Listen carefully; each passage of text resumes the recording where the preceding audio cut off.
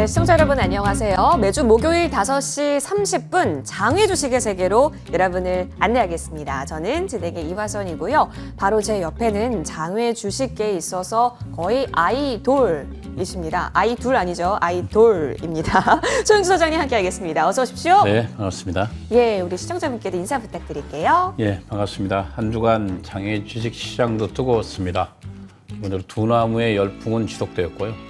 우리 젊은 사람들이 지속적으로 이 장외 주식에 유입되고 있습니다. 오늘도 여러분들과 함께 힘차게 달려보겠습니다. 네, 좋습니다. 사실 여러분, 장외 주식 시장이 요즘 굉장히 뜨거운 관심을 받고 있다는 건 다 아실 겁니다. 최근에 산업 트렌드가 조금 더 MZ세대를 겨냥한 그런 아이템들도 많아지고 있고요. 조금 더 신기술이 융합된 그런 산업이나 기업에 있어서의 시각들이 더 많이 팽배해지다 보니까 이쪽 기업들, 이쪽 사업을 영위하는 곳이 장외 주식 시장에서의 기업들이 많다라는 거죠. 따라서 그러다 보니 성장을 할 수밖에 없는데요. 올해 급성장을 했다라는 소식들이 있어서 소장님과 함께 짚어보고 싶어요. 네, 그렇습니다. 우리 연초 KOTC가 한 17조의 시총을 달렸습니다. 현재 32조까지 올라왔습니다. 네. 2배 넘는 시총을 기록하고 있다. 그 뜻은 성장의 속도가 정말 빠르다. 그만큼 20대, 30대, 특히 40대까지 지속적으로 유동성 자금들이 유입되면서 장외 주식이 연초 대비 2배 가까이 시총이 늘어났다. 이걸 보시면 이제 장외 주식은 전방의 주식이 아니라 우리 제도권 속에 들어와 있는 주식이 되고 있다. 이렇게 보시면 될 것 같습니다. 네. 자, 그렇기 때문일까요? 장외 주식이 돌풍을 보이다 보니까 뭐 리포트들도 굉장히 많이 쏟아지고 있다고 하더라고요. 네, 그렇습니다. 네. 우리가 그동안에 장외 주식을 할 때는 정부의 비대칭 시장에서 네. 리포트를 찾을 수가 없었습니다. 그러나 이젠 제도권에 있는 증권사에서 직접적으로 리포트를 작성하고 있다. 우리가 그 보수적인 증권사였던 하나투자증권이 이번에 처음으로 리포트를 냈습니다. 뮤직하우를 냈죠. 네. 어떻게 보면 한화투자증권이 장외 주식 시장에 리포트를 쓸 정도로 이제 제도권에 있는 증권사에서 장외 주식은 애면할 수 없는 주식이 되고 있다. 이렇게 보시면 될 것 같습니다. 네. 사실 여의도 우리 머니투데이 방송 올라오는 길에도 이 뮤직하우 광고가요. 어마어마한데요. 그렇죠. 네, 리포트가 쏟아지고 있는 상황 속에서 하나증권에서 1호 리포트라고 하네요. 계속해서 관심을 가져보면 좋겠습니다. 자, 그리고 코넥스 쪽에 이슈가 있어 보입니다. 네. 소장님, 코넥스 하면 이제 중소기업 쪽 우리가 거래할 수 있는 그렇습니다. 거죠? 우리가 KOTC보다 먼저 생긴 게 바로 코넥스입니다. 중소기업의 워킹 캐피탈을 네. 만들기 위해서 국가에서 만들어준 장이었죠. 그러나 KOTC가 신설되면서 코넥스와 복합이 됩니다. 서로 같은 일을 하기 때문에 이 코넥스 시장에 몰리고 있는 주식의 종목들이 KOTC로 모두 이전하면서 코넥스가 갈 곳을 잃고 있습니다. 특히 코넥스 시장의 절대적인 시총을 차지했던 툴젠이 12월 초에 코스닥에 상장이 됩니다. 그러면서 코넥스의 대장주가 없는 상태에서 존폐기에 놓여있다. 이렇게 보시면 될 것 같습니다. 좋습니다. 자, 그리고 또 하나의 이슈는 바로 NFT가 거래소든 코스닥 시장에서도 굉장히 큰 테마로 자리 잡고 있는데요. 네. 두나무와 하이브의 여러 가지 상호 지분 투자 이슈가 있었습니다. NFT라는 새로운 시장 공략한다고요. 그렇죠. 이게 절대 불가능한 대체 코인 아니겠습니까? 예. 그래서 우리가 BTS의 NFT가 두나무를 통해서 나오지 않을까? 우리가 1등과 1등의 만남입니다. 우리가 하이브와 업비트를 운영하고 있는 두나무의 만남은 정말로 많은 시너지 효과를 내고 있습니다. 한 주 동안 이 두나무의 주식이 날개를 달고 올라갔다. 이 뜻은 이제 두나무의 시장성은 이제 출발점에 서 있기 때문에 이 두나무를 눈여겨볼 필요가 있고, 이 두나무와 연계된 게 비단 하이브뿐만 아니라 여러 회사들이 지금 연대를 하고 있습니다. 네. 그래서 이제 시장인 이 NFT 시장에 두나무는 최강자의 위치에 올라와 있다. 이렇게 보시면 될 것 같습니다. 바로 이런 주식이 장외 주식에 있습니다. 맞습니다. 두나무는 뭐 우리가 계속 시세 확인했던 네, 그렇죠. 그런 기업이기도 했었는데요. 계속해서 이 시장 확장에 있어서 정말 몬스터급으로 체급을 불려나가고 있는 모습이네요. 네. 자, 공모주 한 주간에도 굉장히 많았습니다. 오늘도 뭐 신규 상장했던 그런 부분도 그렇죠. 많았는데요. 100% 상승했죠, 오늘 또. 네. 그래서 선별적으로 주식이 올라가고 있어요. 한쪽은 내려가고 한쪽 올라갔는데 이 공모주 시장이 열풍이 확대되면서 장외 주식이 춤추고 있습니다. 네.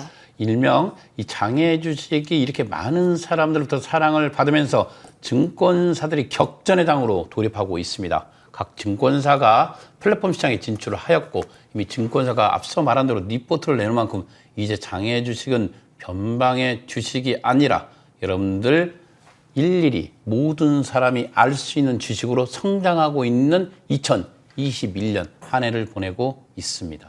맞습니다.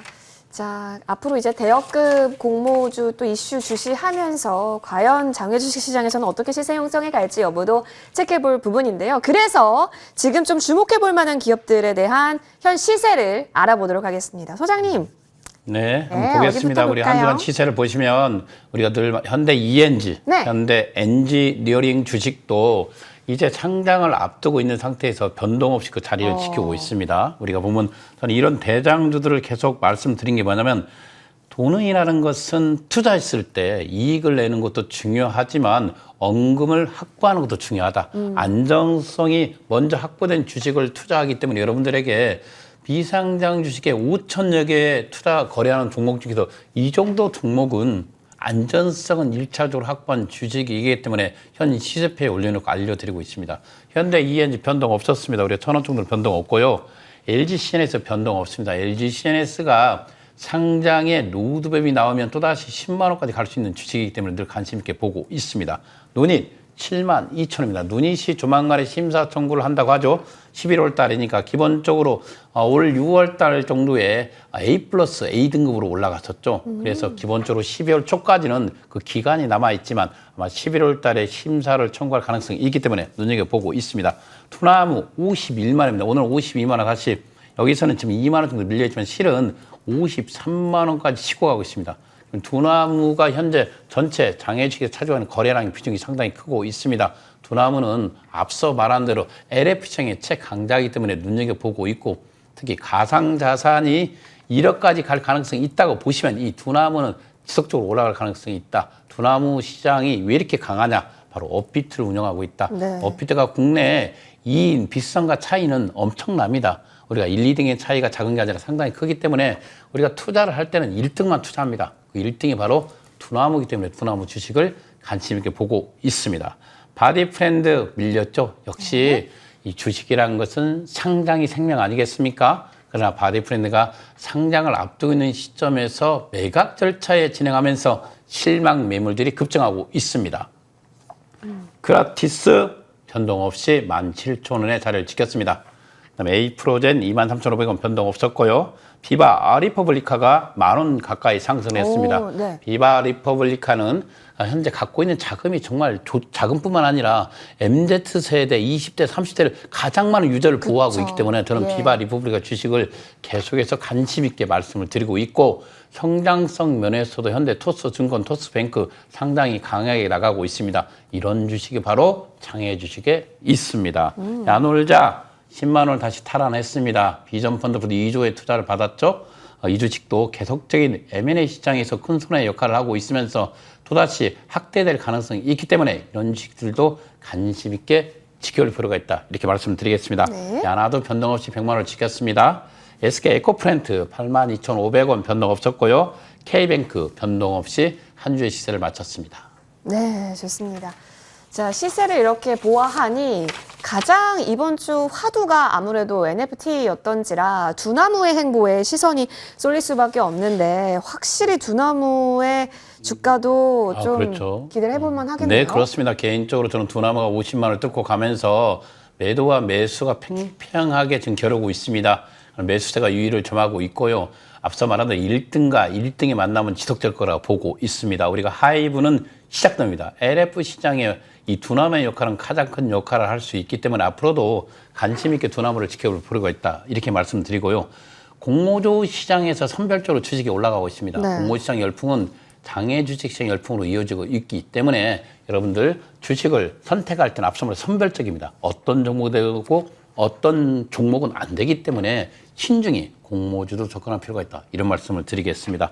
또 요즘 메타버스 열풍이지 않습니까? 강합니다. 예, 장외 주식에 있는 메타버스 관련주들 정말 급등을 이어가고 있습니다. 그래 메타버스 관련주들도 장외 몇몇 종목들이 있습니다. 이런 종목들을 제가 직접 무엇이 좋냐고 알려주는 것보다 여러분들이 한 번쯤은 장외 주식의 메타버스 관련주를 검색해서 네. 공부하고 여러분들이 가장 알맞는 주식에 투자하는 것도 좋다. 이렇게 보시면 될 것 같습니다.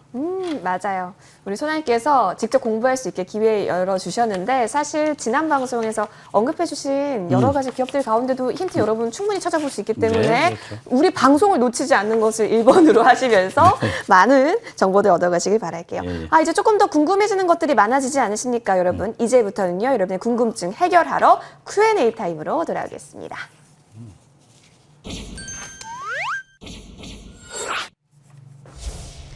좋아요. 뭐든지 좋습니다. 여러분 궁금하신 점 있으시다면 저희 쪽으로 질문 남겨주시면 좋습니다. 유튜브의 채팅방에 남겨주셔도 좋고요. 아니면 머니투데이 방송 시청자 게시판 통해서 질문 남겨주셔도 저희가 함께 바로바로 이 시간 통해서 여러분의 궁금점 다 속 시원하게 해결 도와드릴게요. 첫 번째 질문부터 함께 살펴보겠습니다. 장외 주식 시장에 지금 현재 왜 이렇게 투자금이 몰리고 있을까를 궁금해 하시네요. 그죠? 뭐니 해도 네. 공모주 열풍 아니겠습니까? 맞습니다. 예, 뭐니 해도 이 공모주 시장이 가열되면서 이 가열되고 있는 사람들이 공모주로 단 몇 주를 받지 못하다 보니까 이 주식을 장외 주식을 자유롭게 살 수 있는 이 장외 주식 시장이 뛰어들고 있습니다. 이 중심에는 앞서 말한 대로 MZ 세대가 있다. 특히 20대, 30대가 성장 사다리가 무너지면서 자기 나름대로의 재테크를 부지런히 찾고 있습니다. 그게 바로 이 장외 주식 시장이 되었고요. 그들에게서 기본적으로 수익률, 우리가 고위험과 고수익이 같이 공존하고 있는 이 시장은 더욱더 확대되면서 사랑받고 있다. 앞서 말한 대로 카카오페이가 공모를 했습니다. 182만 명이라는 어마어마한 숫자가 모였지만 그중에 50%가 바로 20대, 30대가 집중되었습니다. 그만큼 20대, 30대가 새로운 투자처로서 장외주식을 발굴했기 때문에 2021년을 넘어서 2022년 지속적으로 장외주식은 성장하는 가능성이 높다. 이렇게 말씀드리겠습니다. 좋습니다. 왜 투자금이 몰릴 수밖에 없을까? 이 부분에 대한 해답 잘 얻어보셨길 바라면서 두 번째 질문 열어봅니다.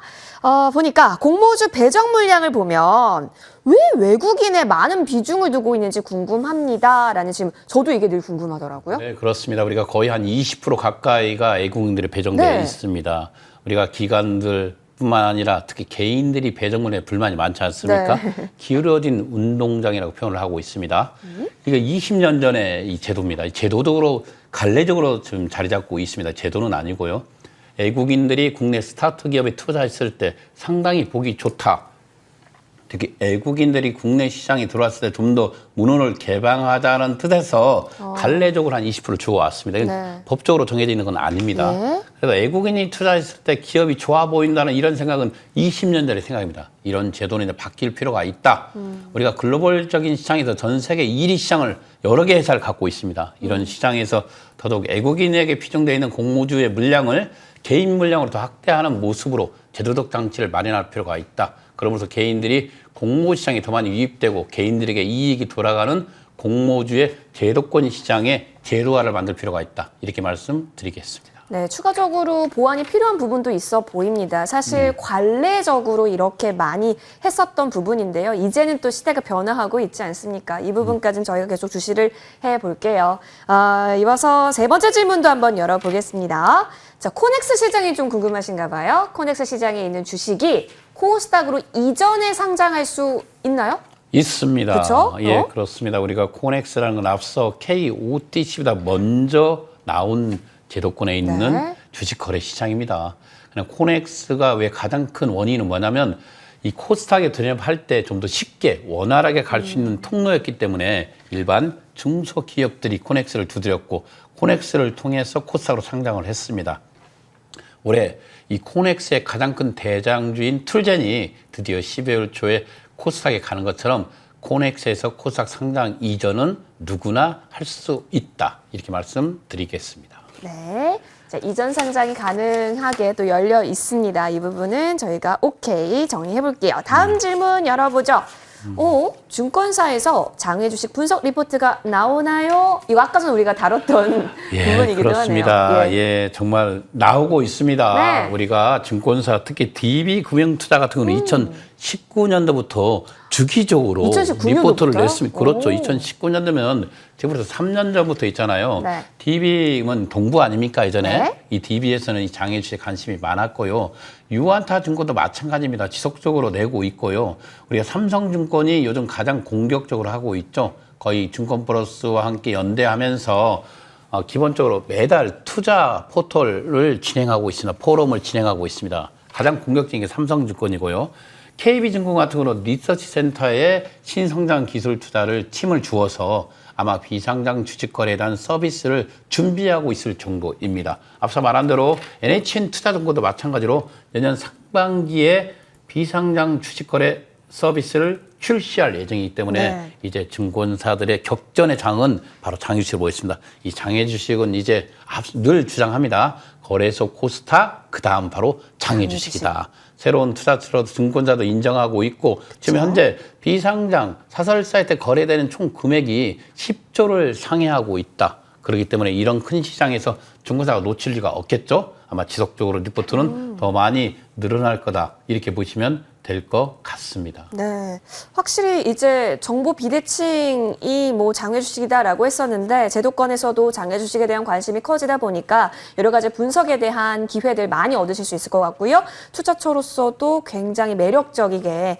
또 급부상할 것으로 보여지네요. 자, 이어서 다음 질문도 열어보겠습니다. 장외 주식을 구입하셨는데 수수료가 1%가 나왔다. 너무 높다고 생각이 됩니다. 소장님은 어떠신지요? 아니면 이 정도면 1%는 적절한 건지요? 아무래도 높다. 높다. 아무리 이렇게 생각하고 저렇게 생각해도 높다. 네. 이 개인들을 봉으로 보는 것도 아니고 우리가 기본적으로 봤을 때 상장돼 있는 거래소 코스닥의 수수료의 몇 배입니다. 예. 우리가 1%라는 것은 상당히 높다. 지금 현재 가장 높은 수수료를 매기고 있는 곳이 가장 높은 수수료를 지금 현재 책정하고 있는 곳이 증권브로커 비상장입니다. 증권브로커 비상장은 매도자에게 1%, 매수자에게 1%를 주고 있습니다. 이건 정말로 폭리를 취하고 있다. 이렇게 보시면 될 것 같습니다. 특히 이제 그들이 기본적으로 험해도와 험해수를 정리하고 있지 않는 상태에서 이렇게 높은 폭리를 취하는 것은 보기 나쁘다. 이렇게 말씀드리겠습니다. 이 정도의 수수료를 챙긴다면 험해도와 험해수도 관리할 필요가 있다. 왜?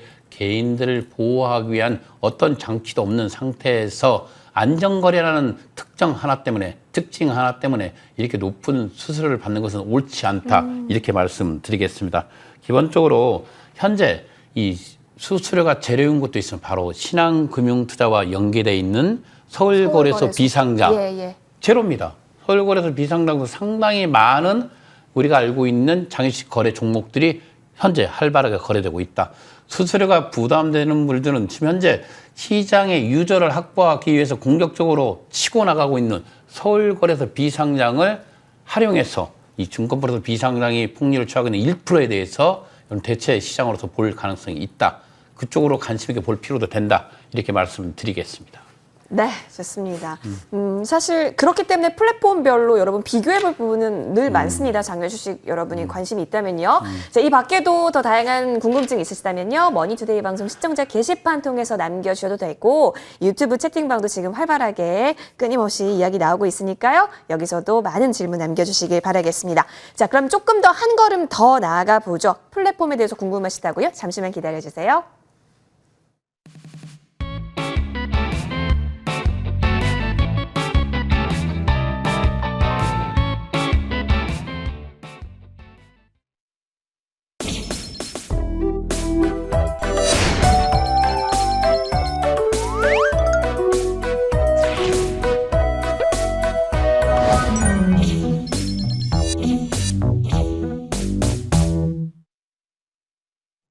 방금 Q&A 시간에 수수료 1%면 많은 거 아닌가요? 라고 얘기해 주신 분들이 있었기 때문에 저도 좀 궁금해집니다. 거래 플랫폼이 많고 그 플랫폼에 따라서 어디는 수수료가 없다, 어디는 또 수수료가 있다 이래버리면 그냥 맹목적으로 수수료 없는 데를 가야 하는 건가 싶어서 봤더니 거긴 또 내가 거래하고 싶은 기업이 없을 경우도 있기 때문에 플랫폼에 대해서 저희가 꾸준히 공부를 좀 해야 되겠더라고요. 소장님 그렇습니다. 도와주세요.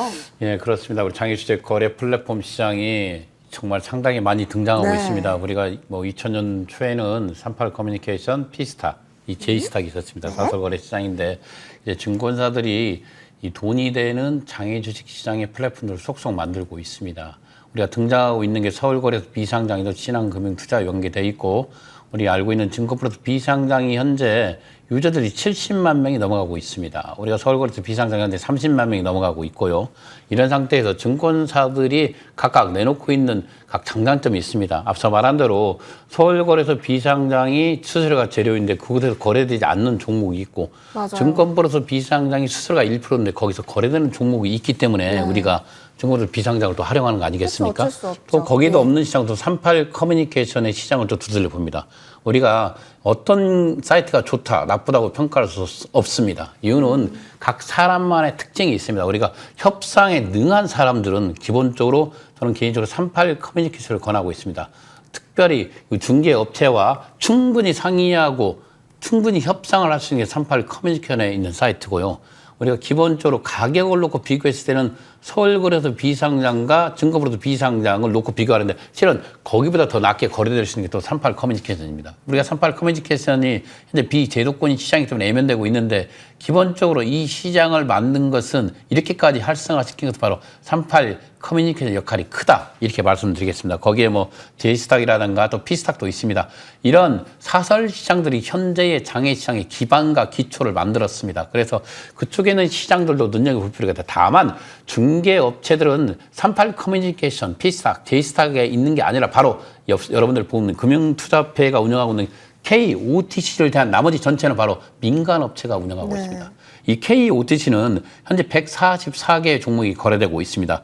정말 작죠. 종목이 우리가 5,000개에서 144개는 너무 작기 때문에 KOTC를 거래할 때는 일정 부분은 양도세가 면제되는 부분도 있고 혜택이 정말 많습니다. 다만 거래되는 종목이 너무 작다 보니까 KOTC 시장보다는 사설 시장이 떼돌고 있습니다. 바로 민간업체가 만들고 있는 삼성주가 연계된 두나무의 증권플러스 비상장, 이 현재 5천여 개가, 말은 5천여 개라면 실제 거래되는 종목은 30여 개 지나지 않습니다. 그렇기 때문에 기본적으로 서울거래소 비상장도 우리가 한 390여 개는 알짜배기 기업들도 여기 많이 있죠. 마지막으로 유안타증권이 비상장 내의대가 있습니다. 다만 비상장 내의대 유안타증권과 우리 삼성증권에 있는 증권플러스 비상장은 수수료가 높습니다.